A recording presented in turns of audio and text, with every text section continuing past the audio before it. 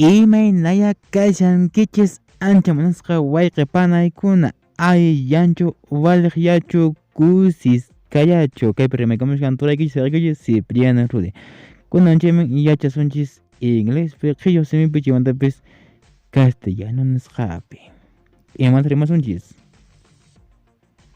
Bueno, ¿cómo están? Yo sé que el día de hoy aprenderás a cómo puede ser remo en inglés.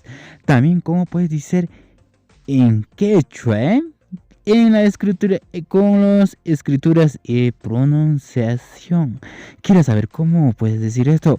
Pues quédate, ya volvemos.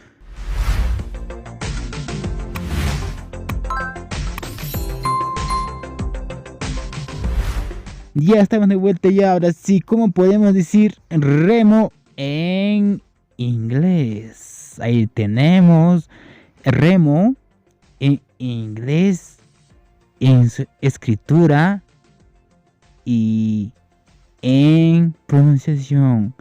Remo en inglés se dice rim. No puede decir rowing. Ay, estarás cometiendo un gran error. Y en quechua, ¿cómo puedes decir? Y en quechua puedes decir kitik aspimanta. Ahí tenemos la escritura y pronunciación, pues casi igual, ni nada más ni nada menos.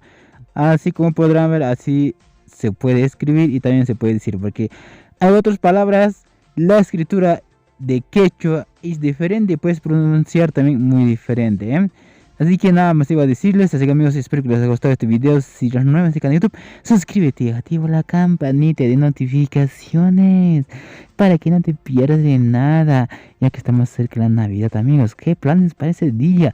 ¿Qué van a hacer? Algunos estarán ese día en viaje, algunos estarán con su familia, Sí, que cambiando recuanca.